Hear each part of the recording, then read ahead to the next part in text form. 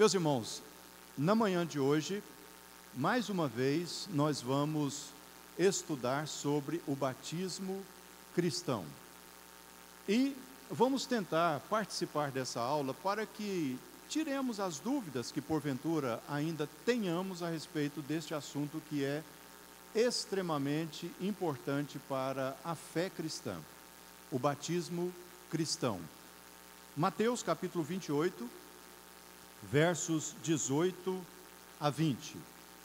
Mateus 28, versos 18 a 20.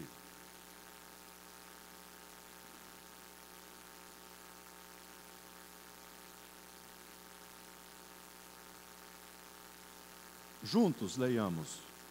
Jesus, aproximando-se, falou-lhes dizendo: Toda autoridade me foi dada no céu e na terra. Ide, portanto, fazei discípulos de todas as nações, batizando-os em nome do Pai, e do Filho, e do Espírito Santo, ensinando-os a guardar todas as coisas que vos tenho ordenado, e eis que estou convosco todos os dias até a consumação dos séculos. Versículo 19 diz: Ide, portanto, fazei discípulos de todas as nações, batizando-os em nome do Pai, do Filho e do Espírito Santo. E o verso 20, a sua primeira parte, diz: ensinando-os a guardar todas as coisas que vos tenho ordenado. Vamos orar. Pai, nós pedimos que o Senhor nos instrua mais uma vez nesta manhã sobre este assunto tão importante que é o batismo cristão, tendo como fundamentação a sua palavra que é a verdade. Em nome de Jesus oramos. Amém, Senhor. Queridos, se a gente pensa no batismo cristão e logo pensamos, vamos batizar a Sílvia, porque a Sílvia, ela conheceu o Evangelho, compreendeu o Evangelho e então participou das aulas da classe de novos membros e agora ela deve ser batizada, porque Jesus diz na grande comissão, né? Quem crer e for batizado será salvo. Então ela tem que ser batizada. Não temos problemas com isso, né? Creio que não. No entanto, o batismo infantil, próximo slide, ou pedobatismo, é considerado uma prática estranha por boa parte dos evangélicos no contexto brasileiro, formado principalmente por igrejas batistas e pentecostais, que são consideradas credo-batistas. Para esses irmãos, a ordenança do batismo precisa ser acompanhada de profissão de fé, o que as crianças pequenas, obviamente, não são capazes de fazer. Além disso, no Brasil, a igreja conhecida por batizar crianças é a Igreja de Roma, a qual realiza o rito de maneira indiscriminada, batizando toda e qualquer criança. Pedobatismo, credobatismo. Este prefixo pedo é usado, né, de uma forma negativa e nós nem gostamos dessa palavra, né?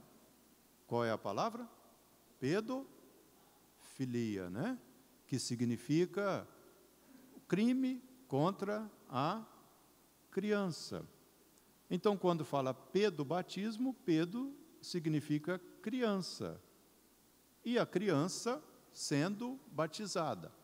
Quando a gente pensa no credobatismo, significa batizar a Sílvia, porque ela crê.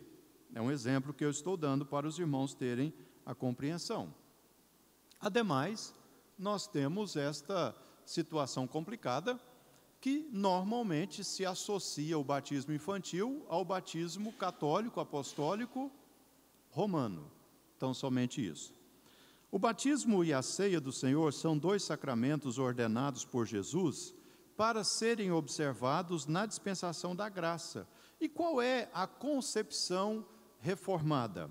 Os sacramentos são santos sinais e selos do pacto da graça, imediatamente instruídos por Deus para representar Cristo e seus benefícios, e confirmar o nosso interesse nele, bem como para fazer uma diferença visível entre os que pertencem à igreja e o restante do mundo, e solenemente comprometê-los no serviço de Deus em Cristo segundo a sua palavra. Os sacramentos são sinais visíveis que nos distinguem das outras pessoas, porque lá na reunião do condomínio, né, do prédio, quem mora em prédio aqui? Irmão Getúlio, Glauber, Lívia. Lá na reunião do condomínio do prédio não tem batismo, né? Lá também não tem ceia. Por quê? Esses sacramentos, eles são devidamente administrados no âmbito da igreja. Então, você não vai ver isso acontecendo numa reunião de associação, em outro lugar. Pelo menos não deveria. Porque são sacramentos para a igreja, para o culto. A ceia do Senhor foi instituída por ocasião da última participação de Cristo na Páscoa, todos nós sabemos disso. E o batismo cristão foi ordenado na grande comissão. Nós não temos nenhum problema em entender que as duas ordenanças do Velho Testamento, quais eram? Páscoa e circuncisão, embora a ordem não seja essa, né? Circuncisão e Páscoa, estas duas ordenanças, elas são substituídas na nova aliança. Mas nós não temos problemas, e eu estava dizendo isso, com relação à Páscoa ser substituída pela ceia. Não tem problema, porque o texto de Lucas, capítulo 22, já é claro. Jesus come a última Páscoa e institui a ceia. Mas nós temos problemas em entender que a circuncisão foi substituída pelo batismo. Nós temos esse problema e nós temos que resolver este problema. Você já tinha parado para pensar que a circuncisão aconteceu antes da Páscoa? Pois é. Então, por que a gente tem problemas com relação a isso?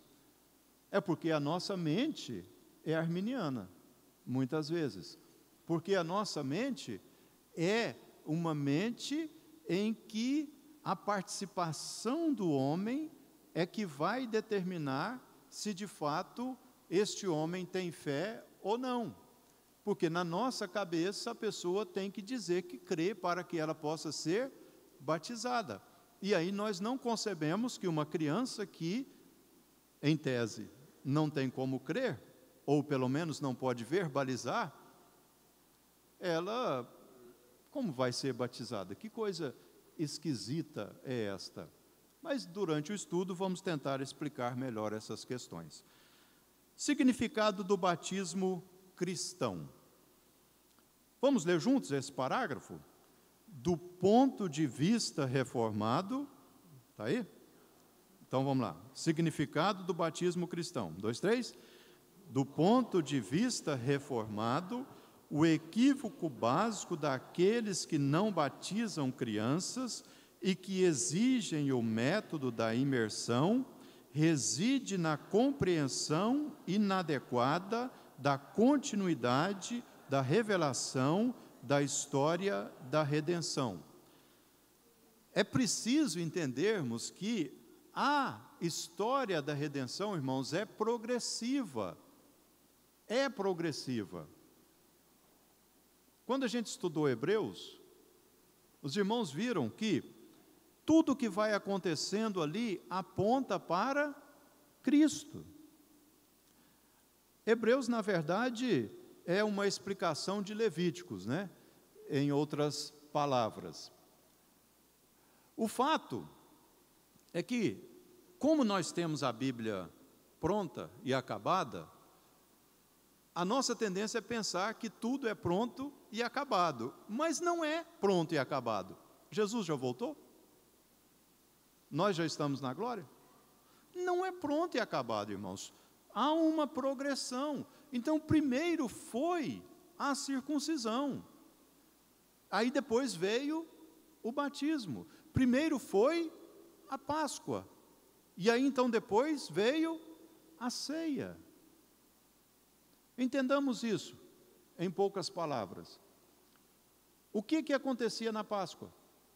Um cordeiro macho de 1 ano era separado, e então o sumo sacerdote impunha suas mãos sobre ele, e aquele cordeiro era oferecido em sacrifício. O que diz João 1:29? No dia seguinte, viu João Jesus passar e disse: eis o Cordeiro de Deus que tira o pecado do mundo. A circuncisão era feita em quem, meus irmãos? Era feita no menino. E o batismo é feito no menino e na menina. Então há uma inclusão agora das meninas. Só um exemplo. O batismo é um atestado de salvação? Bom, todo mundo que é batizado está salvo, certinho, recebeu uma aguinha na cabeça, mergulhou no Jordão, ou no Mar da Galileia, ou na piscina da sua igreja, ou no rio. Primeiramente, é preciso ressaltar que o batismo não é necessariamente um atestado de salvação, um sinal visível de que a pessoa está incondicionalmente salva. Bom, foi batizado, está salvo, pode viver de qualquer jeito, afinal de contas foi batizado, então está resolvido. Não é isso. Meio de salvação? Será que o batismo é um meio de salvação? O batismo também não é um instrumento de salvação. O único meio de salvação, segundo a Bíblia, é o quê? A graça de Deus, mediante o arrependimento e a fé, operados exclusivamente por meio da palavra de Deus, lida ou pregada. Outra perguntinha: o batismo é essencial à salvação? Essencial. A Igreja Católica considera que o batismo é necessário para a salvação. Nós, protestantes, não pensamos assim. Não é essencial. Quando possível, deve ser realizado. Foi possível para o ladrão da cruz? Não foi.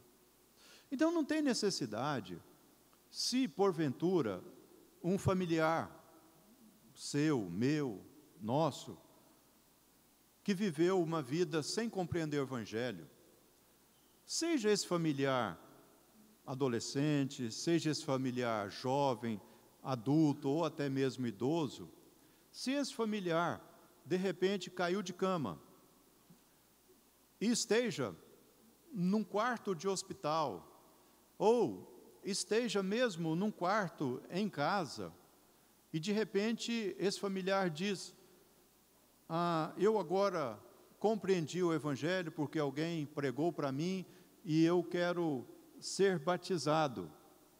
Não é necessário o ministro ir lá no hospital batizar essa pessoa ou ir na casa. Se for possível, pode ser feito. Mas isso não é necessário, porque o fato dele ter professado a sua fé em Jesus é que vai determinar a sua eternidade. Não é o simples ato de ser batizado. Comigo aconteceu uma vez. Um irmão da igreja, muito evangelista e tal, foi lá e evangelizou uma senhora. E essa senhora estava bastante doente. E então ele veio e falou comigo, né? Pastor, nós precisamos visitar uma senhora, né? Só que não é só visitar, não. A gente precisa visitar, o senhor precisa batizá-la e dar a ceia para ela, porque ela está para morrer, né? E ela quer, porque quer. Aí, eu estava meio sem presbítero naquela semana na cidade, estavam viajando, E eu pensei, agora como é que eu vou fazer, né? Com esse negócio aí. Eu chamei a Lucilma, chamei o irmão, e nós fomos lá na casa daquela senhora. E eu pensando, mas como é que eu vou registrar isso depois, né? Na ata do conselho? Aquele presbítero chato, carne de pescoço, vai me encher a paciência, né? Mas eu fui, né? Aí nós fomos, né? Eu dei mais uma pregada lá para ela, assim, não acreditei muito na pregação do irmão, né? Dei uma ajeitada lá. Brincadeira, irmãos. Mas só confirmei a fé dela, ela fez a pública profissão de fé, foi batizada, né? Aí ministramos a ceia, uns 2 dias depois ela morreu, né? Aí foi um registro curioso, né? Porque a gente registrou a recepção e, ao mesmo tempo, a exclusão por falecimento, né? Aí depois eu descobri que o pastor, quando não tem condições de reunir o conselho, ele pode fazer isso e informar, mas eu fiz sem saber mesmo, sabe? Quando a gente é mais novo, a gente é afoito, né?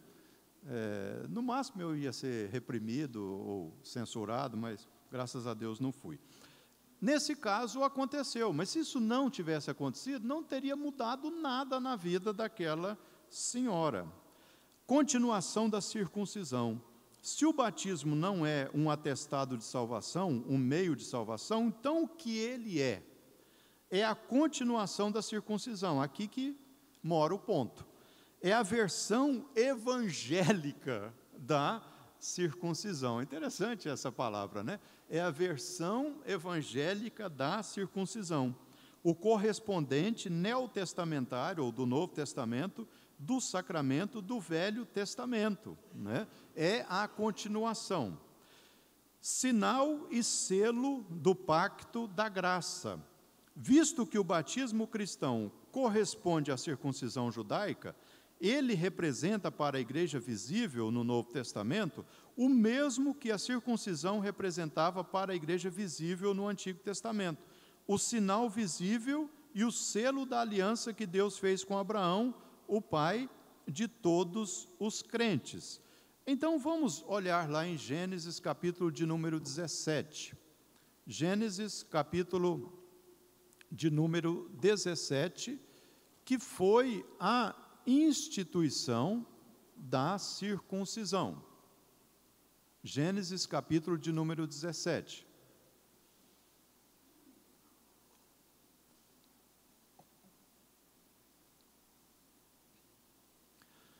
Versículo 9 e seguintes. Disse mais Deus a Abraão: guardarás a minha aliança, tu e a tua descendência no decurso das suas gerações. Esta é a minha aliança, que guardareis entre mim e vós e a tua descendência. Todo macho entre vós será circuncidado. Circuncidareis a carne do vosso prepúcio. Será isso por sinal de aliança entre mim e vós. O que tem 12 anos será circuncidado entre vós. Todo macho que tiver 12 anos para cima nas vossas gerações, todo escravo nascido em casa, como comprado em qualquer estrangeiro, a qualquer estrangeiro que não for da sua estirpe. Com efeito, será circuncidado o nascido acima de 12 anos em tua casa, o comprado por teu dinheiro, a minha aliança estará na vossa carne e será aliança perpétua. Ninguém vai repreender o pastor, não? O incircunciso que não for circuncidado, pode repreender o pastor. Ah, não, 12 anos não? Pensei que fosse. Então não desconto, 7 anos, né? O que era a concepção pedagógica e filosófica a respeito da idade da inocência e depois da idade do pecado, vamos dizer assim, da não inocência? Com quantos anos? Era 7, né? Ilusão, né? É muita ilusão, né? Clarice, você quer ser batizada? Agora, Ceruia, a Catarina vai fazer 3 anos. A Clarice tem 1 ano e pouquinho, né? elas são anjinhos, né? Não desobedecem absolutamente nada, não brigam, né? Você está até pensando, quando tiver 7 anos, aí que vão virar, né? Mas agora são anjinhos, não são? Só que não, né? Elas já disputam um brinquedo? Pois é. E o que significa quando uma criança disputa o brinquedo, Nara? Que ela é egoísta, né? E o egoísmo é uma virtude, não é? O egoísmo. Nossa, mas é um fruto do Espírito, né? Egoísmo é um fruto do Espírito, não é? E a Helena, assim, ela é esse amor todinho com Pedro, fica extremamente feliz que agora ela pode dividir a atenção dos pais, agora ela tem um irmãozinho, né? Que coisa maravilhosa. É isso, Wellington e Valéria? Não é, né? Não é de jeito nenhum, né? Não tem idade de inocência. Eu nasci na iniquidade e em pecado me concebeu minha mãe. A circuncisão não era para tirar o pecado da criança. A circuncisão não era para saber se a criança ia dizer se queria ou não queria. A circuncisão foi uma ordem que Deus deu para que os pais obedecessem. E a criança com 8 dias deveria ser circuncidada. Isso significa que não dependia da criança querer ou não, mas dos pais obedecerem ao Senhor. Simplesmente isso. E aí, quando nós vamos apresentar os nossos filhos ao batismo, não depende deles quererem ou não, mas depende de nós, como pais, obedecermos. Simplesmente isso. Passagens bíblicas que vão agora nos dar uma ideia do que é o batismo com a união mística com Cristo. Bom, o primeiro texto, Romanos 3, a 6, de 3 a 6, é o texto que os nossos irmãos, né, usam para dizer que a gente tem que passar pelas águas, né? Mas esse texto aí fala de batismo com água, Romanos 6, 3 a 6, pode projetar, tá, se tiver jeito, tira um e põe o outro, para que os irmãos leiam. Por favor, peço que o Glauber leia aqui, por gentileza, Romanos 6, 3 a 6.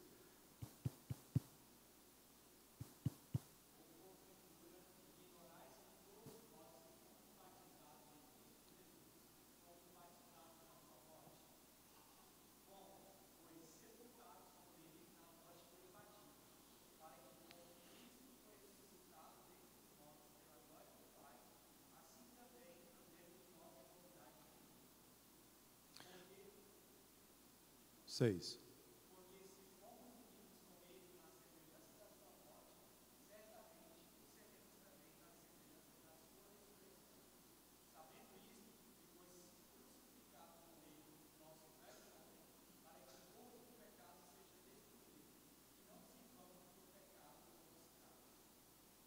Irmão Diácono Wesley, esse texto que nós acabamos de ouvir a leitura, ele está falando de batismo com água? Absolutamente não. Esse texto está falando do novo nascimento. Esse texto está falando da regeneração. Esse texto está falando da nossa nova vida com Cristo. É o batismo do Espírito Santo. Nada a ver tem com batismo com água. Esse é o batismo que Jesus faz, meus irmãos. É preciso distinguirmos o batismo que Jesus faz do batismo que a igreja faz.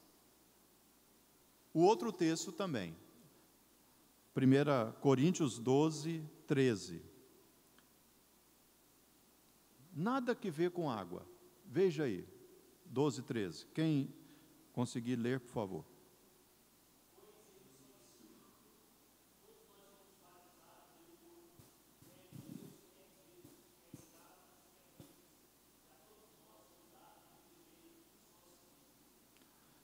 Qual é o corpo? A Igreja, nós aqui, recebemos um só Espírito. Nós aqui, quer ser judeus, gregos, não importa, tribo, raça, povo, nação, etnia, nada disso. A igreja é o corpo de Cristo, e esse corpo de Cristo é formado pela compreensão do Evangelho na graça que vem pela ação do Espírito Santo. Não é batismo que a igreja faz, é que o Senhor faz. O outro texto, Gálatas 3, 27 e 28.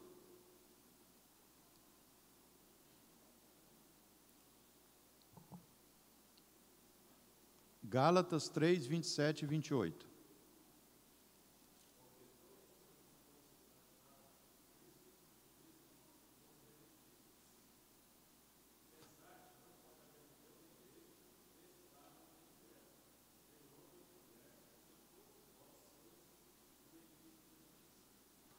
Agora todos nós somos um em Cristo, porque esse foi o batismo que nós recebemos. O último texto eu vou ler, Colossenses 2, 11 e 12. Nele também fostes circuncidados, não por intermédio de mãos, mas no despojamento do corpo da carne, que é a circuncisão de Cristo, tendo sido sepultados juntamente com ele no batismo, no qual igualmente fostes ressuscitados mediante a fé no poder de Deus que o ressuscitou dentre os mortos. A mesma coisa. A mesma coisa. Então, os pais das crianças compreendem que fazem parte do corpo de Cristo. Esse é o batismo que Deus faz, que Jesus faz. E nós vamos ver, daqui a pouco mais, o batismo que a igreja faz. O batismo e as crianças da aliança. Como é que era essa questão lá no Antigo Testamento? A questão realmente importante acerca do batismo infantil, como a circuncisão cristã, portanto, é a seguinte: as crianças foram incluídas como beneficiárias do pacto que Deus fez com Abraão? A resposta é evidentemente positiva. Na instituição da circuncisão, as crianças, meninos, foram explicitamente incluídas como beneficiárias da aliança, isto é, como membros da igreja visível do Antigo Testamento. E no Novo Testamento, como é que isso acontece? Se o batismo é o selo do pacto da graça, e as crianças na antiga dispensação estavam incluídas como beneficiárias desse pacto, a pergunta que deve ser feita agora, na dispensação do Evangelho, é a seguinte: o Novo Testamento exclui as crianças da condição de beneficiárias do pacto da graça? A resposta é não. Como é que no Velho Testamento as crianças são incluídas e agora no Novo Testamento elas são excluídas? E aí, a grande questão, voltando ao primeiro texto lido: ide, portanto, fazei discípulos de todas as nações, batizando-os em nome do Pai, do Filho e do Espírito Santo, ensinando-os a guardar todas as coisas que vos tenho ordenado. A grande pergunta é: quem é discípulo? Só adolescente? Só jovem? Só adulto? As crianças são discípulos? Sendo elas discípulos, o que Jesus falou?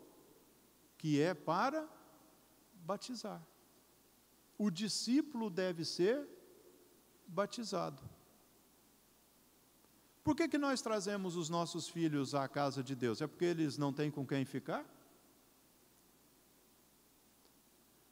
Igrejas que valorizam a escola bíblica dominical deveriam seriamente repensar essa questão.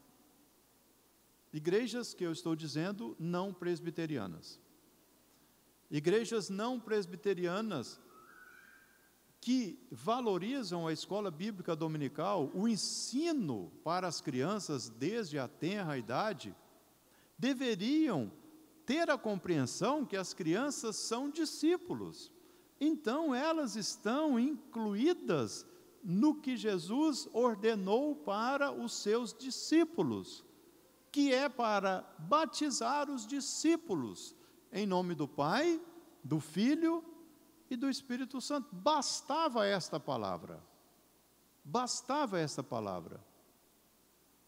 O grande problema é que, muitas vezes, o que ocorre é que, se nós não temos essa compreensão do pacto, então a igreja traz os filhos para serem instruídos, mas dá a opção para eles, para depois eles desistirem, porque aí eles podem escolher ou não escolher se vão receber o sacramento, porque aí é uma escolha pessoal, não é uma obediência que os pais devem fazer.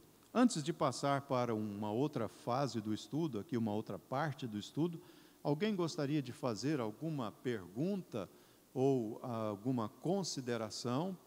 Por favor, fique à vontade. O microfone está ali, será levado a você. Não?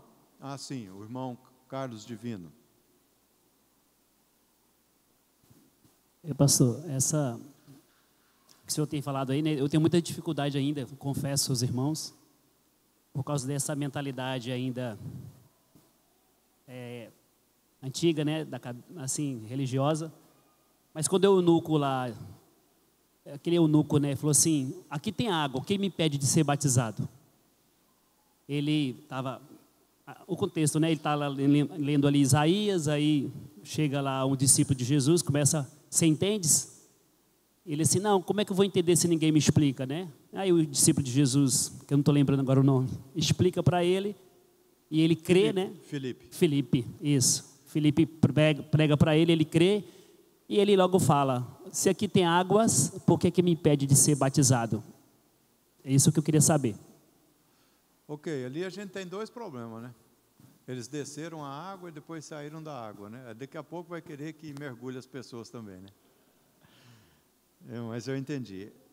O fato, irmão, é que quando nós temos a condição de dizer, nós temos que dizer, porque todo aquele que me confessar diante dos homens, também eu confessarei diante do Pai que está nos céus. Todo aquele que me negar diante dos homens, também eu negarei diante do Pai que está nos céus. Se nós estamos trabalhando com alguém que não veio da igreja cristã, que não passou pelo sacramento, e essa pessoa já tem idade, que não importa se são 10, 11, 12, 13, 14 anos, ela quer se tornar membro da igreja, então ela precisa realmente fazer a profissão de fé e receber o sacramento. Mas o texto que nós estamos estudando, ou os textos que nós estamos estudando, eles vão nos mostrar que as crianças, conquanto não digam como o eunuco, os seus pais são responsáveis por batizá-las e depois ensiná-las, para que, quando elas tiverem já uma certa idade, elas possam professar a sua fé diante da igreja de Deus. Tá certo? Então, vamos lá. Objeções contra o batismo infantil. Não existe mandamento bíblico explícito para batizar crianças. É verdade. Não tem. Se houvesse, não haveria razão para discutirmos esse assunto, né? Era só cumprir. Né? Como observa Chappell, a igreja não teria debatido as questões que envolvem o batismo infantil durante séculos se as respostas certas fossem óbvias. Não existem exemplos claros de batismo infantil no Novo Testamento. É verdade.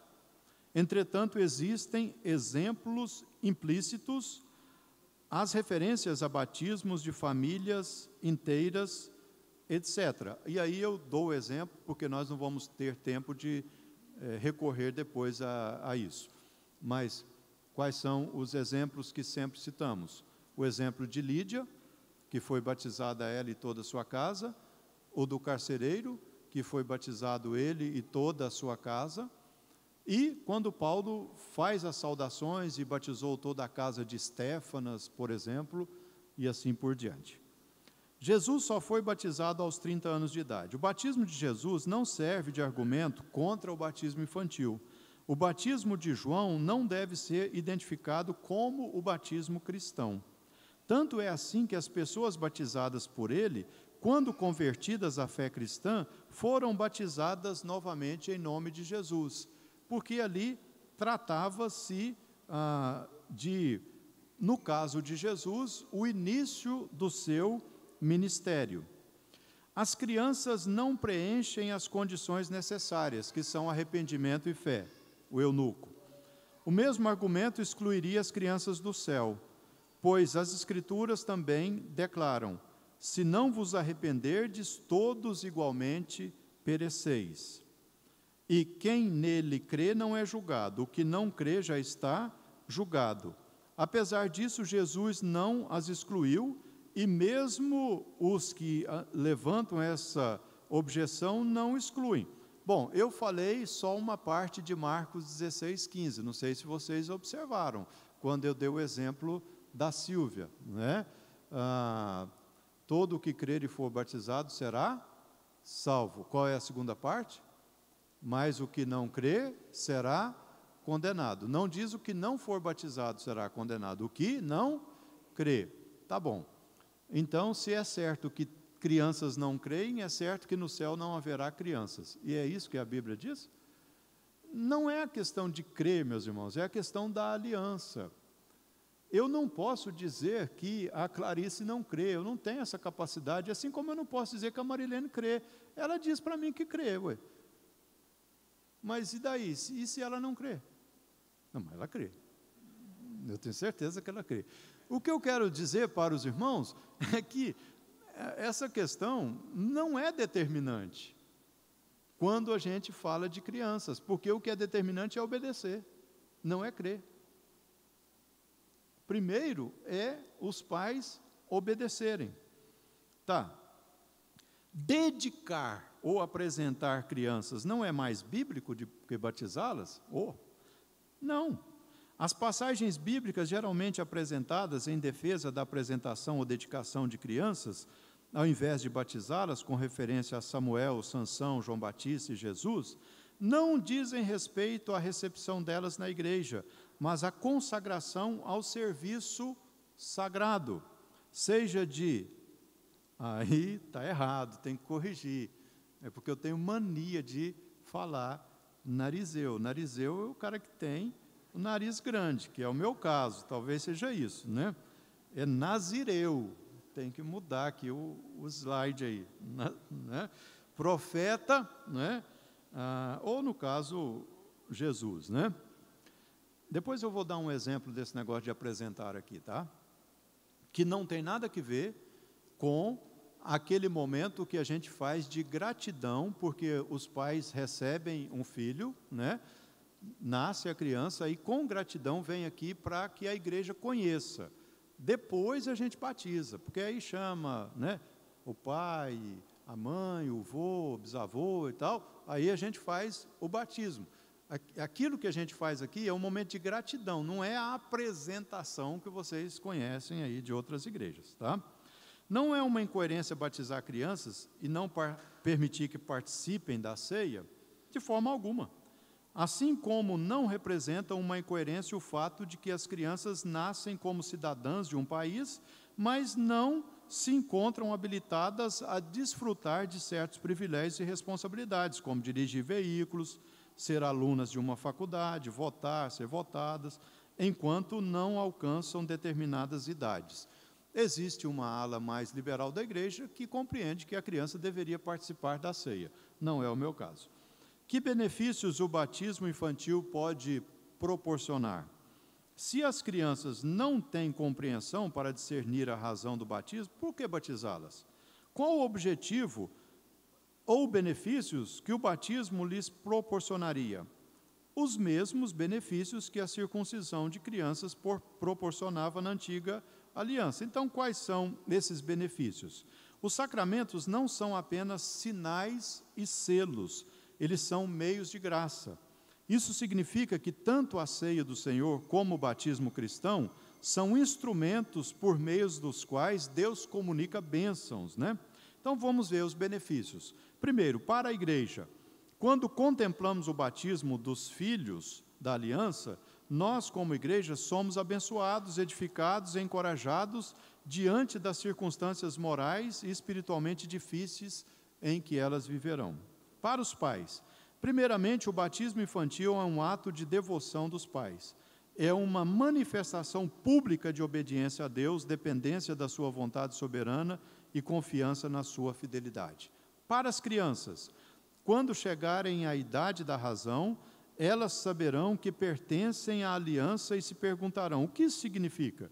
E serão tão beneficiadas com o batismo quanto aqueles que são batizados na idade adulta.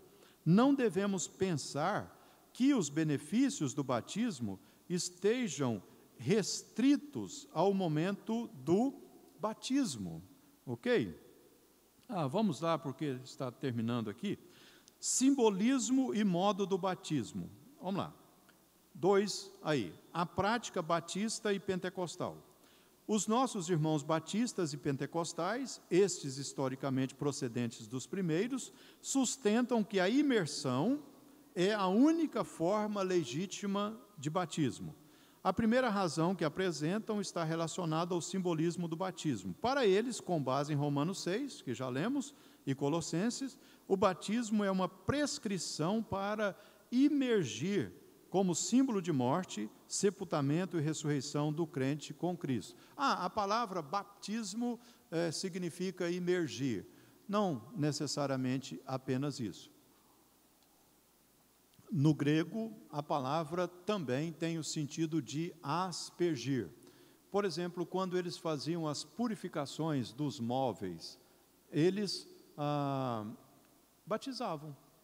Aí você imagina, pegar uma cama e enfiar na água todo dia, né? Porque os fariseus faziam isso.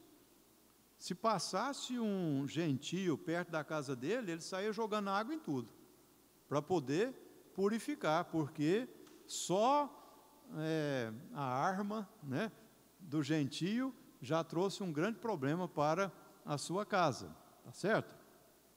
A prática reformada e protestante. Nós, reformados, não negamos a legitimidade do batismo por imersão. Não, muito pelo contrário.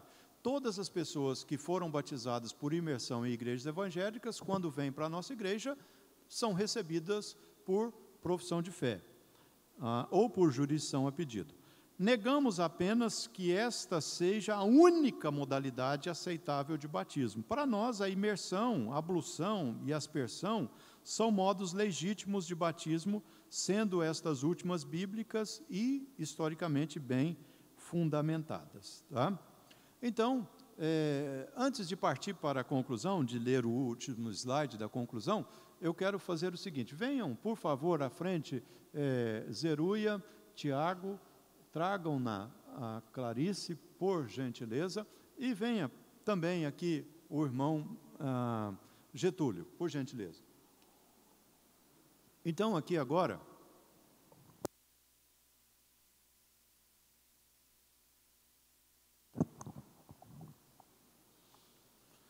o irmão Getúlio é o pastor presbiteriano, certo? E eu sou um pastor batista, certo? Então, vou combinar com ele aqui.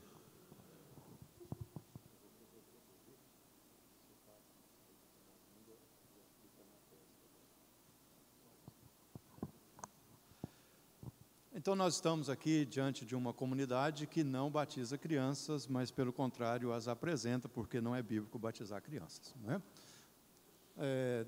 Desejo de vocês, pais, Tiago, Zeruia, apresentarem a Clarice, e vocês prometem que vão ensiná-la a ler a palavra de Deus para que ela respeite o culto de Deus, sim. Vocês vão instruí-la que ela é pecadora, que ela precisa aceitar Jesus para ter a vida eterna, sim. Vocês prometem diante da igreja que vão sempre ter todo cuidado com a vida espiritual dela, vão orar com ela, tudo, etc. Né? Então tá, então nós vamos orar pela Clarice, né? Aí eu vou pedir o nosso pastor que ore então pela Clarice, né? Bom, pelo menos ele batizou, né? Vocês viram? Ó. Essa foi uma experiência vivida pelo reverendo José Martins, né? Esses dias eu repostei um texto no Facebook de um amigo sobre o reverendo José Martins, o americano de mais de 2 metros de altura, olhos azuis e tal, né? Grande servo de Deus. O reverendo José Martins esteve numa igreja com a irmã para pregar, e naquela ocasião tinha uma apresentação de crianças, né? Aí o pastor fez tudo isso, né? E aí ele então nos contou na sala de aula que enquanto todo mundo estava com os olhos fechados, ele deu uma olhada assim, né? Pelo menos eu batizei. Né, irmã Alice? Foi aluna dele, né? Pelo menos eu batizei, né? É claro que ele não fez isso. É só para dizer que esse ritual, e vocês fizeram com as suas filhas, só falta água, né? É isso mesmo? Só faltou água, né? Podem sentar, obrigado. Aí quando você fizer 12 anos a gente batiza, tá? Todas essas considerações que eu fiz foram com o máximo de respeito possível e espero que sejam compreendidas assim, numa comunidade evangélica que não é igreja batista, que não é igreja assembleia. Aquele grupo de pessoas que lá nos anos 90 achava que a igreja presbiteriana, a igreja batista era muito fria, né? E que a Assembleia exigia demais, aí juntava aqueles pastores carismáticos com aquele bando de crente insatisfeito e criavam uma tal comunidade evangélica. Vocês devem se lembrar disso, né? Nos anos 90. Aí na cidade de Governador Valadares saiu um grande grupo da igreja presbiteriana, né? Lá era a cidade mais evangélica do Brasil, vocês se lembram disso, né? Um tempo atrás, depois passou a ser Anápolis, né? E eu não sei como é que está isso hoje, né? Mas o fato é que irmãos nossos que saíram da nossa igreja, que seus antepassados serviram café para Simonton, né? Quando ele chegou aqui no Brasil, igual o povo lá da Esther, né? Do Dona Eunice, né? Esses irmãos, eles resolveram que agora eles não são mais presbiterianos, porque a nossa igreja é sorveteriana, não sei o quê, e foi para esse trem de comunidade. E aí, no dia lá, o Cabra, que também era pastor presbiteriano, obviamente, né, tem que ter o mercenário entre eles, né, ele foi, né, e aí teve uma apresentação de uma filha desse povo nosso aí, né, e a família foi, né, a avó foi e tal, e de uma maneira extremamente indelicada, aquele irmão, pastor, ministro, sei lá o quê, bispo, apóstolo, vice-deus, ele pegou o microfone e apresentou para a criança dizer se ela cria ou não, e fez a maior chacota do mundo, né? Fez a maior chacota do mundo. Quer dizer, isso é uma coisa totalmente vergonhosa, sem sentido, né? Não sei nem se essa comunidade ainda existe lá, provavelmente não, porque tudo que é fruto de divisão e dissensão não vai para frente, né? A gente sabe muito bem disso. Tivemos uma experiência dessa aí há pouco mais de 20 anos aqui em Palmas com uma igreja nossa e zerou, né? Ficou sem ninguém, aí começou de novo, né? E é uma bênção hoje a igreja, tanto que até mudaram a data do aniversário da igreja, né? Para esquecer essa história negra, né? Foi uma história terrível, ok? Então, concluindo, o batismo cristão não é um atestado de salvação, nem todos os batizados são necessariamente salvos, não é meio de salvação, ele não opera para a salvação da alma, nem é essencial à salvação, embora deva ser praticado em obediência a Cristo. O batismo com água foi instituído como substituto da circuncisão, como sacramento de iniciação na igreja visível de Cristo, na nova aliança, visto não ser mais necessário o derramamento de sangue. Ele é, portanto, a circuncisão cristã. O batismo é sinal visível da nossa união com Cristo, do nosso compromisso público solene com Ele e com a sua obra. Por meio dele, os membros da igreja são visivelmente distinguidos das demais pessoas, como povo de Cristo e beneficiários das promessas da aliança. Eu extraí todo esse estudo do livro Para Vós e Vossos Filhos, o Batismo Cristão, do reverendo Paulo Anglada, já de saudosa memória. Deus abençoe os irmãos